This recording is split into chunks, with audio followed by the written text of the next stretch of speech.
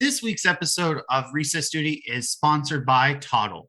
The Inquire Educator Summit is back for its third and largest edition yet, designed to be a festival of learning like no other. TIES 22 features thoughtful leaders like Dylan William, Kath Murdoch, Ron Rickard, Jim Knight, and Trevor McKenzie, and over 100 other educators across 10 plus unique session formats, created for you to transform your practice. TIES 22 gives educators like us opportunities to foster lifelong connections through an engaging pre-conference called Connect, learning new strategies at Learn, the main conference, and transfer learning to our classroom at Transfer, the post-conference. Head to www.toddleapp.com/ties now to get your all-access pass. As listeners of the Recess Duty podcast, you can get up to 20% off on your TIES 2022 passes by using the discount code TIES 2022 RDP at checkout. So hurry and get your all-access pass today. TIES is brought to you by Toddle, an all-in-one teaching learning platform for IB and other progressive schools.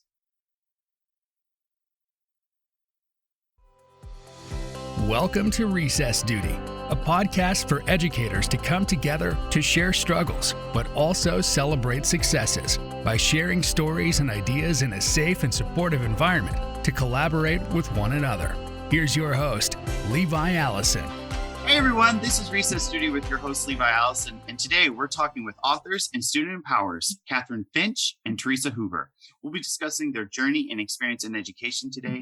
Thank you so much for joining us. How are you both doing today? I'm doing great. This is Kathryn. Thanks so much for having us.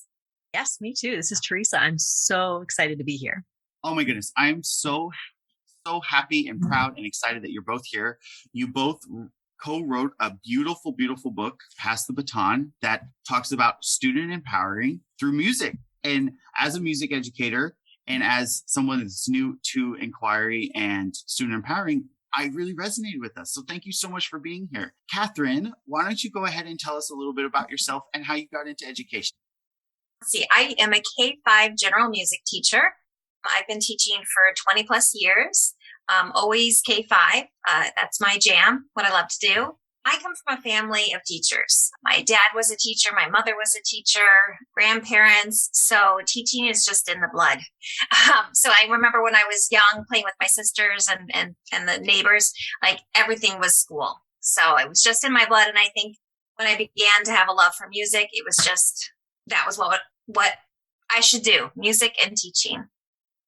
Aww. Yeah. That's so pretty. Yeah. And Theresa, you go ahead and tell us a little bit about yourself and how you got into education. Okay. Well, kind of similar to Kathryn. Yeah. My family was not teachers, but I, from a very young age, knew that I was going to be a teacher. My mom claims that I taught my sister to read when I was 6 and she was 3. Whether that's true or not, I don't really know, but that's the story she tells. But yeah, and then I was, involved in music all through high school and just knew that I wanted to be a music teacher. I taught for 19 years, mostly instrumental music, but really I did the gamut, everything from kindergarten through high school. General music, band, orchestra, a little bit of choir, lots of marching band, all of that. But most recently, I was teaching middle school band in Northern Virginia, right outside Washington, D.C. This year, I'm doing things a little different. I'm actually taking a year out of the classroom and just doing some freelance work for 2 music tech companies and providing teacher professional development. So trying to help the teachers. That's so amazing. Thank you so much. That is so exciting. And as somebody who is following both of your Twitter accounts very religiously and your YouTube channel, your work is standing on its own. You're empowering not only students, but teachers and giving them a voice of how to also improve. So I absolutely want to talk about your book because, again, big fan. So can you tell us a little bit of how the book started? Why did you want the book? And the journey that you went through with co-writing it? Yeah. So what did we decide? Was it 4 years ago about Kathryn and I actually met on Twitter. We were participating in it was called a MOOC. So a massive online open course through the book, The Innovator's Mindset by George Couros, which I know Kathryn and I both would highly recommend everybody get their hands on because it was a fantastic book. throughout this course, you were supposed to participate in Twitter chats and do blog post sharing and just kind of interactive things. And we happened to be two music teachers and just we're like, oh, another music teacher. This is awesome. And we connected that way. I guess we've said this a couple times recently. We've discovered that you write the book you want to read. And that's where we were. We were reading this awesome book about innovation, and we were just connecting with these awesome people and saying, like, where is this in music? Where's the music book about this? And then one of us said, let's write it. And I think we just found so much value in talking to each other, right? We found each other's blogs, and I knew, like, if I wrote, that Theresa would push my thinking and vice versa.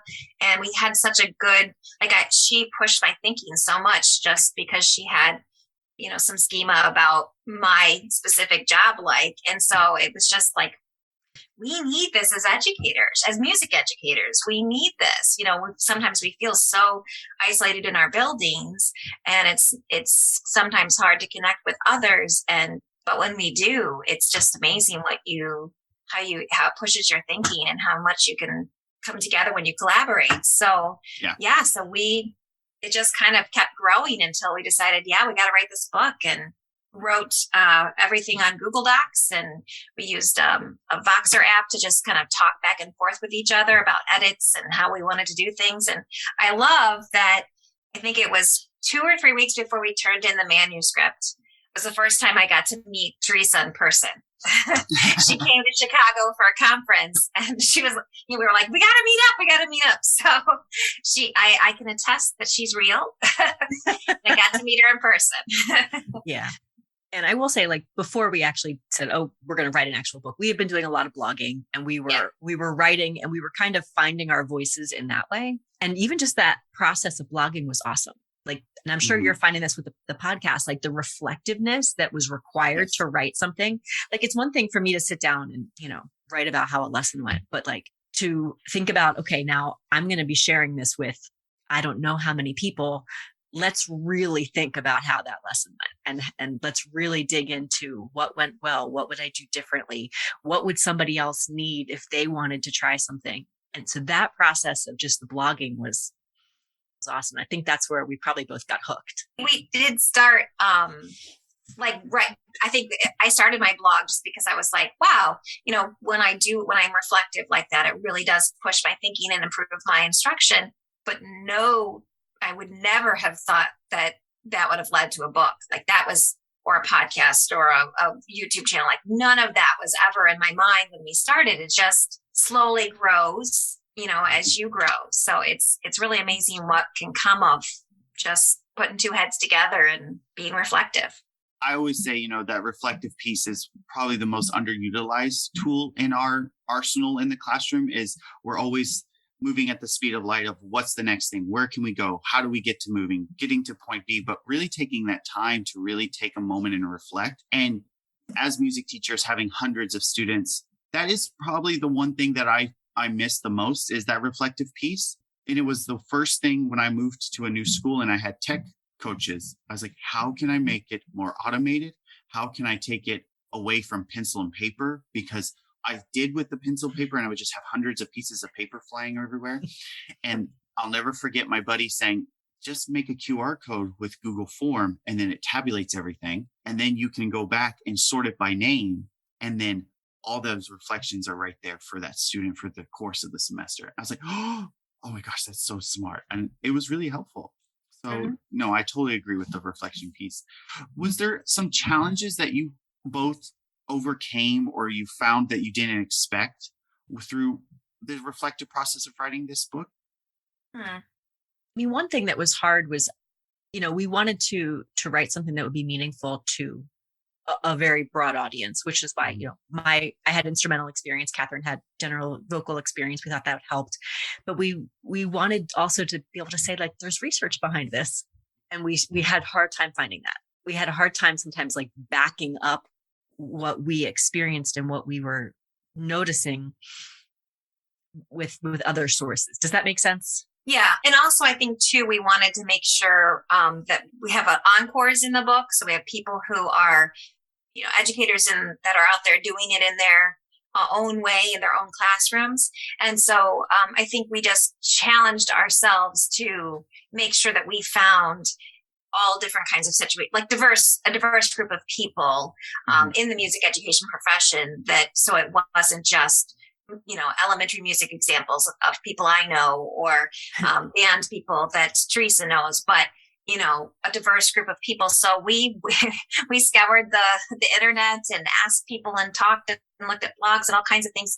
So we were able to, I think, in the end, happy with what we who we found and who we put in the book. But at the same time, that was definitely like a challenge for us to make sure that we found people in all areas of music education making that shift. Mm-hmm.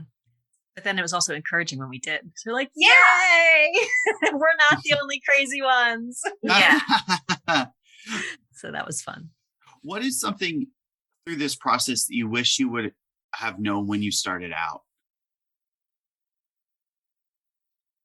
It takes a lot longer than. I could imagine. I know when I was talking, I think it was you, Kathryn, when I said, yeah, I'm kind of interested in writing a book. And I was like, but I have no idea how to start. And you said it was just a really long blog post. And I was like, oh, it takes me hours to make one blog post. I don't want to do that. I was like, no way. So, but I do think, I think you all had a great idea of writing it with a friend, because I think that was just like that the energy that you get through talking about it, and it's just very what's the word I'm looking for? Invigorating. Like it just makes you keep wanting to go. And I think doing that way would be a lot of fun. Yeah. I think there were times that it was hard if we got off the writing bandwagon, that was hard to get back on. But I think Theresa was the one that found like a log. We made a log for ourselves, and it was like, what did you do and when did you do it and what's next or whatever. And that helped kind of renew the writing process, because then it was like, oh man, Theresa's been going. I gotta get on there and look at what she's done, and then do some more myself, and make sure that I'm doing what I need to be doing. So we're moving it forward. So that was helpful too, to just I think maybe if we had started something like that at the beginning of our process, that might have helped us speed up the writing. But you kind of live and learn as you go, for sure. Yeah, it was fun. Yeah. So for educators out there in general, and I do use the term educators, not just music teachers, who are wanting to empower students, who are wanting to really listen to their voice and really make sure that their learning is co-created, what is some advice through your experience of teaching, consulting, and writing a book that you would like to give them out there? The biggest thing is don't be afraid to take a risk. Like, don't be afraid for something to go wrong. Or even tell yourself something's going to go wrong, or something will go differently than you planned, and it's really okay. I think for most people, it's just that fear is why they don't want to take a step, because it's something different. It's out of the comfort zone. Oh, but what if this happens? Well, if that happens, you just pivot and try something different. Yeah. And I think for me, I've always, because I am somebody who will try something, but I'm very timid about it. And so when I do a project or do something with a coworker or a friend, it pushes me forward. So I've worked with Theresa. I also work with somebody in my district, Abigail Blair, she's another music teacher in the district, and we're the Blair Finch Project. Her last name is Blair. So we just push each other. But I've teamed up with someone she will try so many things, and so I'll see her trying something. I'm like, oh my goodness, I should try that in my room. And we just kind of push each other that way, because it's like you've got somebody to talk to and talk through it. Okay, I'm worried about this and this, but she'll say, okay, well then let's do this. Or Theresa will say, you know what, it's gonna be okay. Try it, and then tomorrow's a new day, and we'll come up with a new plan. And so I guess for me, it's finding somebody else to talk to. And I think when you ask questions about your own instruction, it just helps you move forward, right? You just take a step, because you're not going to stay when you're asking questions. When you make a mission statement of goals you're going to do for the year, like, it's amazing how much can happen when you just put it down on paper and post it on a bulletin board in front of you and just constantly ask yourself those questions. How am I going to offer more voice in the classroom? How am I going to offer kids choice? And when you just ask those questions, it's amazing how something will come across your desk, or you'll see a presentation, or you'll hear a podcast and think like, oh, wow, I could do that too. There are so many things that I'm immediately connecting with. First of all, one of my very good friends very early on told me, you need to have a tennis buddy. And I said, I don't play tennis. And he's like, no. We're not talking about tennis like the game. We're talking about going back and forth. Yes, and how did that work? How did that fail? Second thing is, my principal in high school would always tell us, write a goal and put it in on the inside of your locker.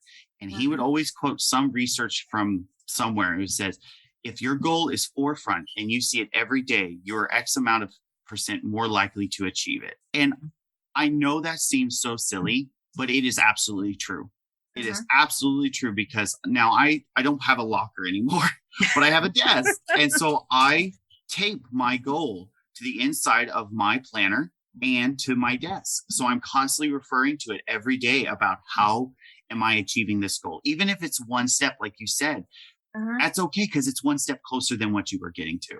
Yeah. I know a lot of people who will put like the sticky note on the bathroom mirror, same idea. It is the exact same idea. It's putting it right there so you see it.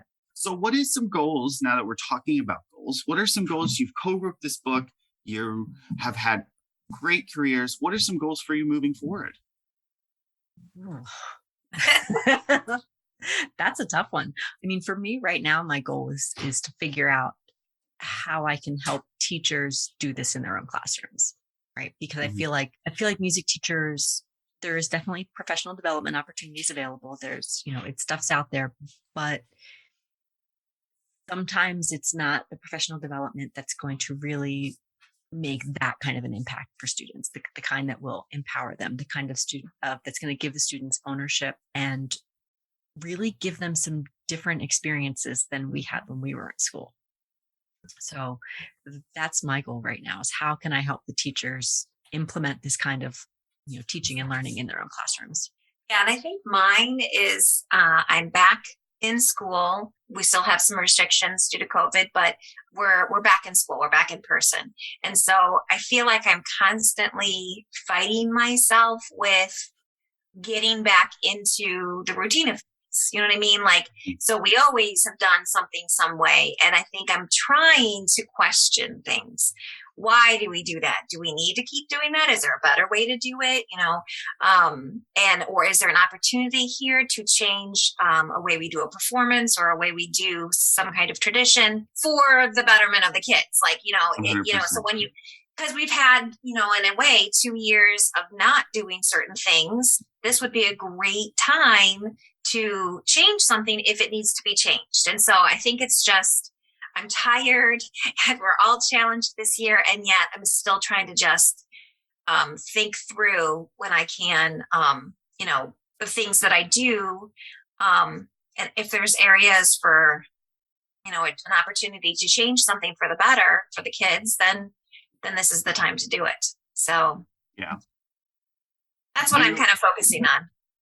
Absolutely. And I've seen a lot on Twitter about having those exact conversations of, we haven't had a concert in 2 years. We haven't had this traditional thing that we've done in the school for 100 years or everything. And then having that step back of, is that bringing us joy? Is that supporting students? And if it's not, what can we do instead to empower those students? And having those conversations with each other has really helped a lot of people really realize we're doing way too much.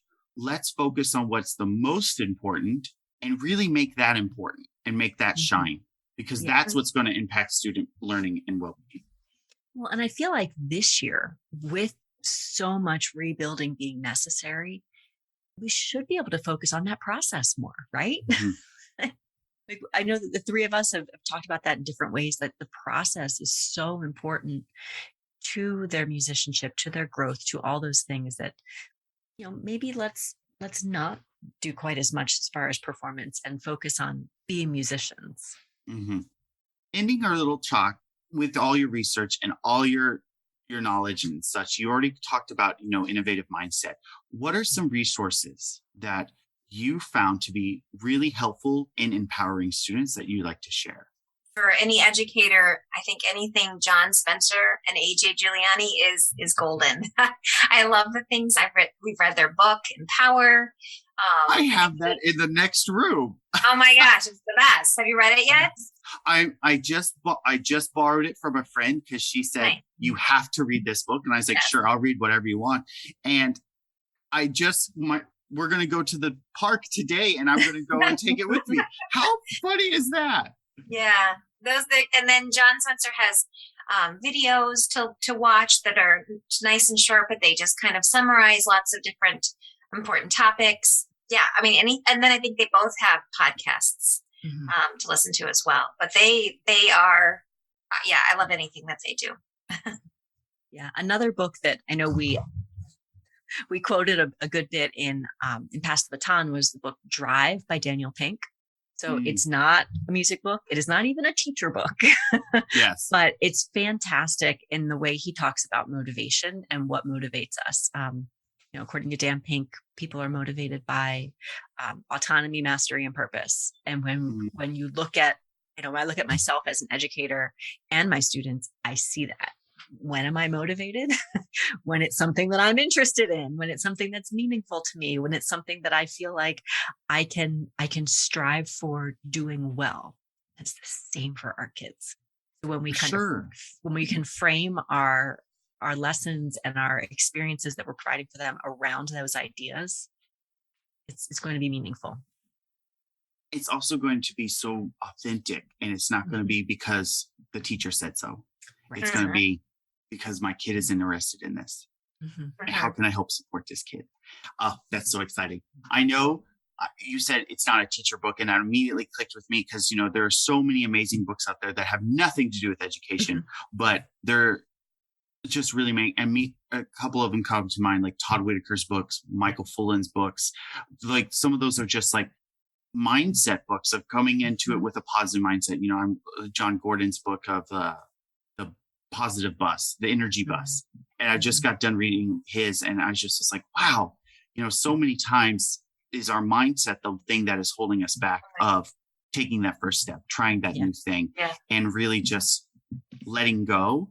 I had one amazing quote my friend told me when I first started teaching, and he said, "You will be best friends with organized chaos." And I was like, yes, that's going to be amazing.